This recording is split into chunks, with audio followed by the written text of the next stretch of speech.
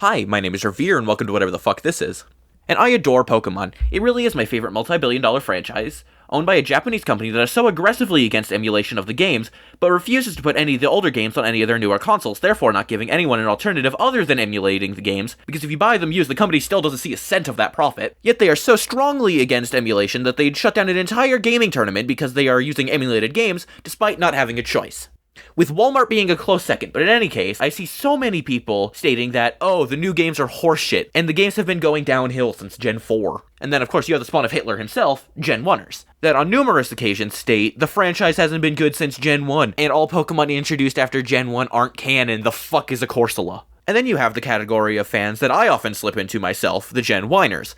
The people who despise that everything Generation 1 stood for, and feel its only valid reason for existing was introducing later generations to the franchise. And they'll say shit like, who are you, how did you get in my house, and the fuck is Bulbasaur, where's my husband? And I'm here to put an end to the ceaseless bickering about, oh, Gen 6 was the worst thing to ever happen to Pokemon, and Gen 1 sucks fat donkey dicks. One video at a time. That's right, I, Connor, Revere, God's-tier video maker, and best at everything, Brown, am gonna make 8 whole videos. But in each video, I'm gonna do a massive dive into each aspect of the video game in question. And in each of them, give them a grade on the following 3 categories. Well, main categories. Like, there are multiple subcategories within each one, but you'll see. Shut the fuck up to me. I said shut the fuck up! I will be grading them on Pokémon, where I am judging design, lore, and power, the world, where I'll be going into design, exploration, lore, and sex appeal, and the story, where I'll be going into depth, amount, and quality. Starting off with my favorite aspect of the franchise, let's go into the Pokémon designs.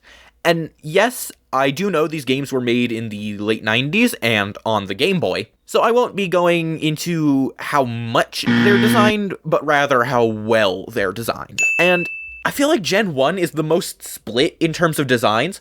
Like, it has really good ones, like Nidoking and Alakazam, but Gen 1 is the worst offender when it comes to it's literally just what it's based on, with examples including Ekans, Seal, and the sex offender that is Krabby. So I don't really know how to feel about this gen in terms of design. Like, they work well for what they're supposed to be.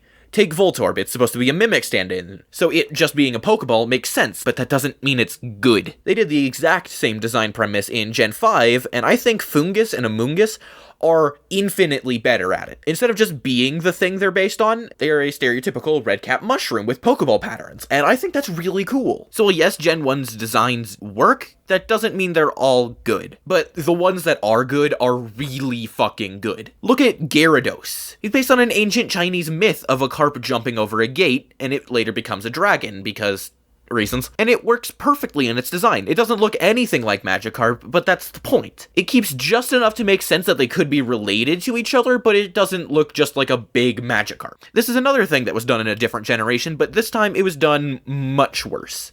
Because in Gen 2, Remoraid, the little pistol fish, evolves into Octillery. And yes, it makes sense if you look at their secondary bases, being a handgun and a tank respectively, but when you look at their main design, a fish sprouts 8 legs, loses its bones, replaces its scales with slippery flesh, and becomes what is considered to be one of the most intelligent animals on the planet. Like, what the fuck? So, Gen 1's designs are very split down the middle for me, so I'm gonna give them a half a point in this category and just move on. However, this leads me nicely into my next category, which, again, isn't that easy. The lore of the Pokemon. And now, I am including both Pokedex entries and what they are based on, and fuck, I have no idea if I want to give them the point right now. You have great lore-based Pokemon like Drowsy. It's a Baku, an ancient Japanese yokai that looks almost identical to a tapir, and is known to eat dreams. So, they expertly translated that into a Pokemon, a hypnotizing psychic tapir whose evolution murders people.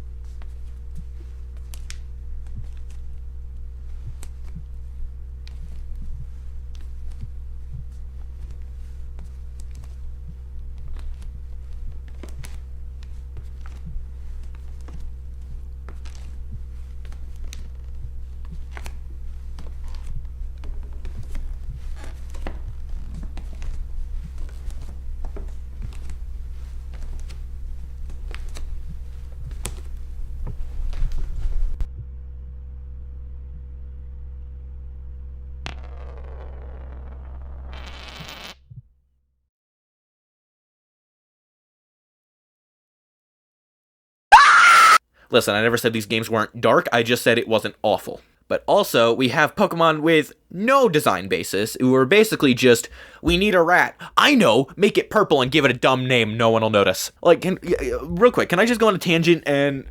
What the fuck is Rattata? Like, it's a purple rat with the dumbest name. That is literally it. Nobody ever talks about this. Everyone's busy talking about fucking Krabby and what's his face? Fuck, I forgot. This is totally off script. I just needed to go on this tangent. What the fuck is that other guy? I don't know. I can't remember. I'll put a picture of him up if I remember who he was. But yeah, like, nobody talks about Rattata and Raticate just being big rats. Anyway, back on script. I think I'm gonna lean more on the edge of not giving them the point.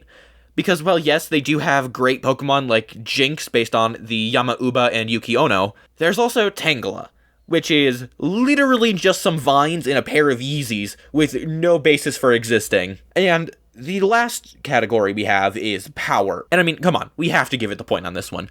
You've got literal titans like Mewtwo, Dragonite, Gengar, and Arcanine. And so many more insanely powerful Pokemon. And yes, this gen does also have the weakest. The strong heavily outnumber the pitiful. There isn't much more to say other than Onix is criminally underpowered. Look at this fucker. It should be insane, but no. Its stats are worse than a fucking dragonfly. So that puts the red and blue at a point of 1.5 out of a possible 3. But let's hope that changes in the next category. But I feel like the world category is where Kanto starts to become smarter than your average bear tick. Its world layouts is just right for those who like to explore and experience a vast world. However, things are lawsuit levels of underexplained. The worst offender of which is the Savari Zone puzzle, in which you have to navigate a massive area with only 500 steps, which is just enough to get you to the end with about 15 spares, so if you fuck up even once, you're gonna have to try again. Oh, and each time you want to get in, it costs 500 in-game dollars. And money is limited in these earlier generations, so it's possible to get completely soft-locked if you fail too many times. And as if this wasn't bad enough, they don't tell you any of it. They don't tell you, go into the Safari Zone to progress. No, that's too easy. You need to go in there, find the perfect path on your own, and then progress. So, well, yes, it is great if you love exploring. It completely blows if you are anything like me. And since my word is gospel on all things, just ask Bruce Willis, and there are so many more occasions just like this, obviously to a lesser extent, but the point still stands, Kanto doesn't get a point for world design. Hi, this is Editor Revere here. I just wanted to say Audacity fucked up and didn't record a couple sentences, so I'm re-recording them, but if you hear a sudden shift in tone from one sentence to another, don't worry about it. Just continue on with the video. Sorry. The next category is exploration. Yeah. Obviously. What was I just fucking bitching about? Of course it gets the point, you little goblin toad fuckstick. Get the fuck out of my face.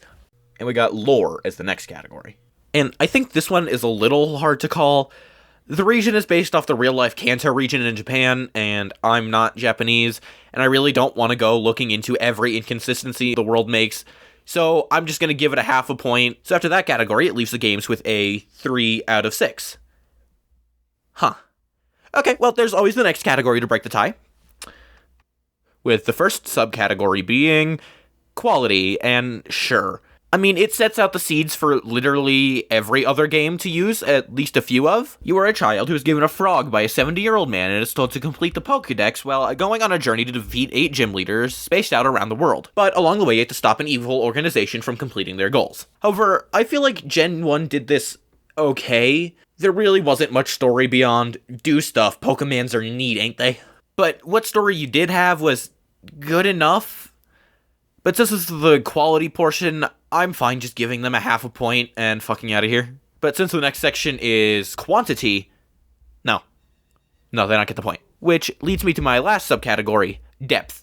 And no, the script of this game is very surface level, and it relies way too heavily to you finding the secret to unlock the next path. And yes, while I agree, this can be better than the railroady nature of other games like Sword and Shield, it doesn't mean it's a good thing. There needs to be balance, and Red and Blue was definitely not that. So again, I'm gonna have to not leave them the point on this one, sorry. But that does leave Red and Blue to finish out with 3.5 points out of 9. So yes, it's below average, that doesn't mean it's not good. It's great if you love surface level monsters, minimal story, and a world layout that not even Bear Grylls could escape from. So my worst nightmare, and since my word is gospel, these games suck and you should feel bad for liking them.